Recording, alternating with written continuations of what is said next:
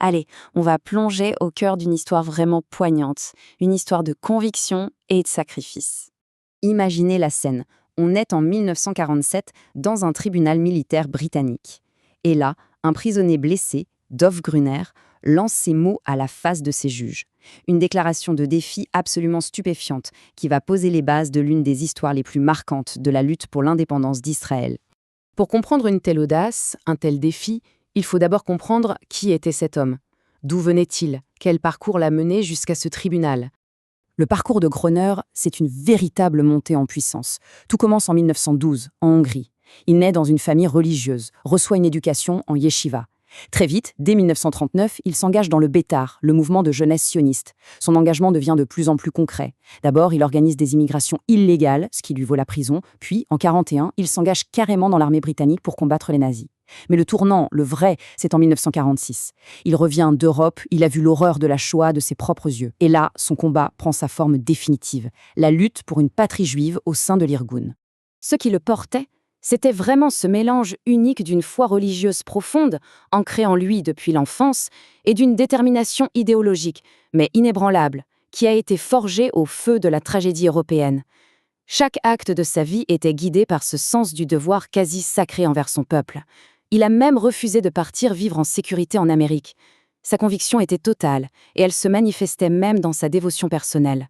D'ailleurs, des années plus tard, on a retrouvé cette éphiline, un témoignage silencieux mais incroyablement puissant de la foi qui l'a animé jusqu'à son tout dernier souffle.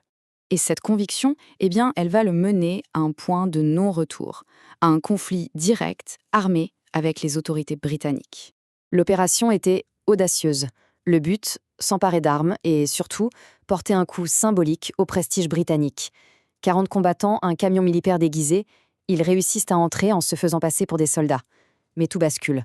Un opérateur radio donne l'alerte, une fusillade éclate, et c'est dans la retraite que Gruner est touché, gravement, à la mâchoire. Il est capturé. Et là, même en captivité, gravement blessé, sa première pensée, ce n'est pas pour lui. L'Irgun veut monter une opération pour le libérer, et il refuse.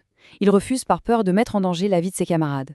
C'est une illustration incroyable de sa noblesse de caractère et de son dévouement total à la cause.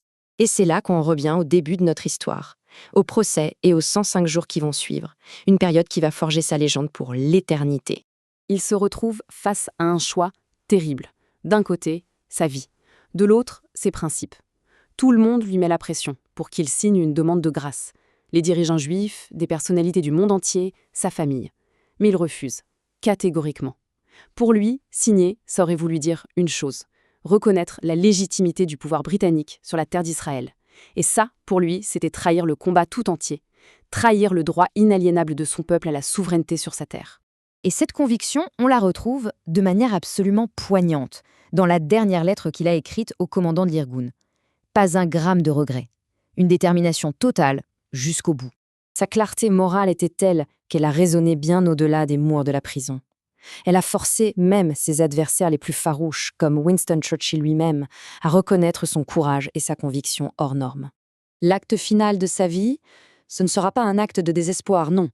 Ce sera un ultime acte de défi qui va graver pour toujours sa place dans la mémoire nationale. Et il est important de se souvenir qu'il n'a pas affronté la potence seul. Ce jour-là, il a été exécuté aux côtés de 3 de ses camarades de lutte. Le matin du 16 avril 1947, dans la prison d'Acre, les 4 hommes marchent vers la potence. Et ce qu'ils font est d'une puissance symbolique immense. Ils marchent vers la mort en chantant l'Atikva, l'hymne de l'État qui n'existait pas encore. Le son de leur chant a résonné dans toute la prison et les autres détenus se sont mis à chanter avec eux. Un moment incroyable. Et ce sacrifice, bien sûr, n'a pas été vain. Il s'est transformé en un symbole national incroyablement puissant. Gruner est devenu l'un des Olei Agardom, ceux qui sont montés à la potence. Aujourd'hui, son nom n'est pas seulement dans les livres d'histoire. Il est gravé sur les plaques de rue, dans le nom d'un Moshav Misgav Dov, pour s'assurer que son héroïsme et son dévouement ne soient jamais, jamais oubliés. Au final, l'histoire de Dov Gruner nous laisse face à cette question fondamentale, qui résonne encore aujourd'hui. Quel est le prix d'une conviction inébranlable? Et que signifie vraiment être prêt à tout sacrifier pour ce en quoi on croit?